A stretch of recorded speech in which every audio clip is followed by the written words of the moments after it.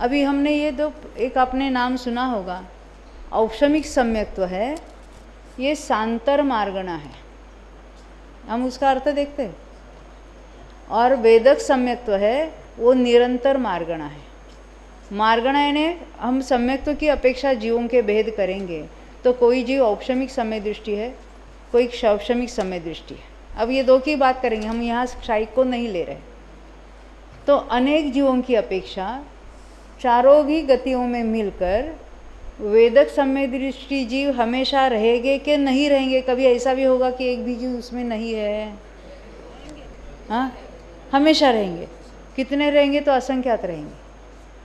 यानी वेदक समय दृष्टि असंख्यात जीव हमेशा ही इस विश्व में पाए जाएंगे।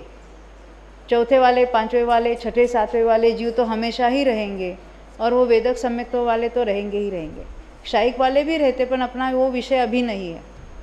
हम औपशमिक सम्यक्त्व की बात देखते हैं कि औपशमिक सम्यक्त्व में कोई एक जीव रहता है तो अंतर्मूर्त तक रहेगा। मान लेते उसका अंतर्मूर्त समाप्त होने के बाद किसी ने औपशमिक सम्यक्त्व प्राप्त किया, उसके बाद तो फिर और वो अंतर्मूर्त बड़ा हो जाएगा। फिर उसके बाद तीसरा आया, उसमें ये नाना जीवों की अपेक्षा बात चल रही। एक जीव की अपेक्षा उसका काल तो अंतर्मूर्त है। नाना ने एक के बाद एक के बाद एक के बाद जीव अगर प्राप्त करते रहे तो कितने ऐसे हो सकते कि एक का पूरा हुआ दूसरे ने प्राप्त किया, दूसरे का पूरा हुआ तीसरे ने। ये आवली के असंख्यात्वे भाग प्रमाण जीव ऐसा प्राप्त कर सकते हैं।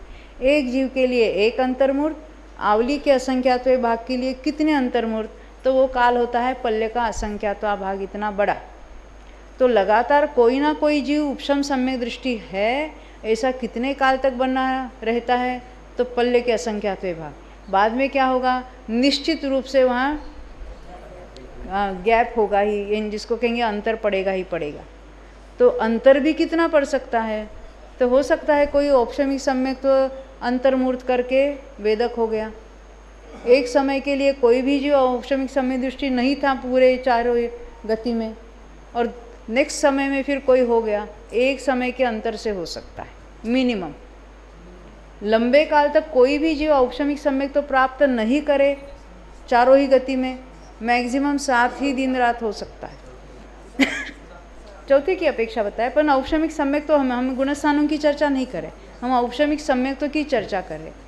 तो 7 दिन रात में कोई ना कोई जीव औपशमिक सम्यक तो सहित सम्यक तो प्राप्त करेगा ही करेगा, इससे अधिक काल जीव नहीं जाएगा। ये चारों गतियों की अपेक्षा ये बात कर रहे। यही अंतर नारकी की अपेक्षा भी है, देव की अपेक्षा भी है। तिर्यंचों में भी हर 7 दिन में कोई ना कोई करेगा, मनुष्य में भी ये ऐसा होता है। तो यानी देखो सम्यक तो प्राप्त करते, वेदक समय दृष्टि तो बहुत सारे हैं ना, वो भी कभी मिथ्यात्व में आते हैं, सम्यक तो प्राप्त करते हैं। परंतु यहाँ औपशमिक सम्यक दृष्टि कोई जीव न हो ये बात बन सकती है, इसको कहते हैं सांतर मार्गण। परंतु उसमें इतना बड़ा अंतर नहीं होगा कि 7 दिन के ऊपर कोई काल बीत जाए कि कोई जीव नया जीव औपशमिक सम्यक तो प्राप्त न करे। तो सम्यक तो किसी को प्राप्त हुआ तो कोई अचरज की बात नहीं है, समझ में आता? हाँ देखो यहाँ देखते हैं हाथ। हाँ, क्योंकि क्या है हमको ये कुछ मालूम नहीं है ना। हाँ, तो ये वेदक सम्यक्ति की बात चल रही थी, यानी वो औपशमिक में और वेदक में क्या अंतर है वो हम देख रहे थे। तो वेदक सम्यक्त्व को कहते हैं निरंतर मार्गणा, यानी वेदक समय दृष्टि जीव हमेशा ही इस विश्व में हमेशा पाए जाएंगे और उनकी संख्या भी असंख्यातों में रहेगी ही रहेगी, त्रिकाल रहेगी। यानी औपशमिक समय दृष्टियों की संख्या कितनी रहेगी? कभी कभी एक भी नहीं, ऐसा भी हो सकता है, नहीं 0, कभी एक हो जीव हो ऐसा भी हो सकता है। और मैक्सिमम कितने हो सकते हैं? असंख्यात हो सकते हैं। और वेदक समय दृष्टि जीव हमेशा असंख्यात में पाए जाएंगे। क्षायिक तो असंख्यात होते, उससे भी असंख्यात गुणे जीव तो वेदक समय दृष्टि रहेंगे। यानी 7वें नरक में भी वो असंख्यात जीव है, सब नरकों में असंख्यात जीव वेदक समय दृष्टि है। हम देखते हैं अंतर कितना पड़ सकता है एक जीव की अपेक्षा हो। अभी हमने जो 7 दिन रात का अंतर देखा है वो अनेक जीवों की अपेक्षा देखा था।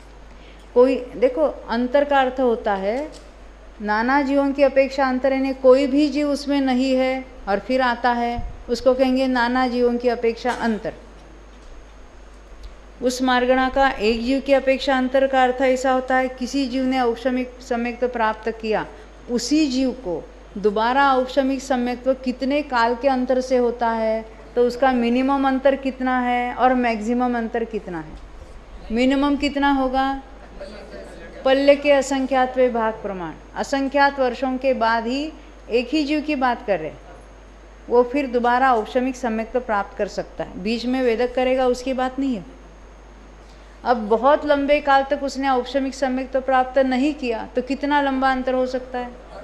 अर्धपुद्गल परावर्तन। एक बार औपशमिक सम्यक्त्व होकर छूटा है, मिथ्यात्व में रूल रहा है, एक आध बार वेदक किया नहीं किया कोई उससे मायना नहीं, फिर मिथ्यात्व में लंबे काल तक रहा।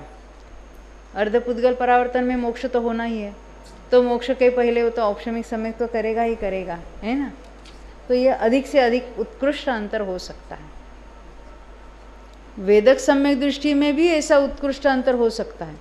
उसमें जघन्य मिनिमम अंतर कितना होगा? अंतर्मूर्त में दोबारा प्राप्त कर सकता है। एक बार वेदक सम्यक्त्व प्राप्त हुआ, मिथ्यात्व में आया, अंतर्मूर्त तक रहा, दोबारा सम्यक्त्व प्राप्त किया, अंतर्मूर्त के अंतर से हो सकता है एक जीव के लिए। और किसी एक जीव को वेदक सम्यक्त्व हुआ, छूट गया, और मिथ्यात्व में लंबे काल तक भ्रमण किया, फिर जाके अंत में सम्यक दृष्टि हुआ। पहली बार तो उसका औपशमिक होगा, फिर जाके वो क्षौपशमिक हो जाएगा।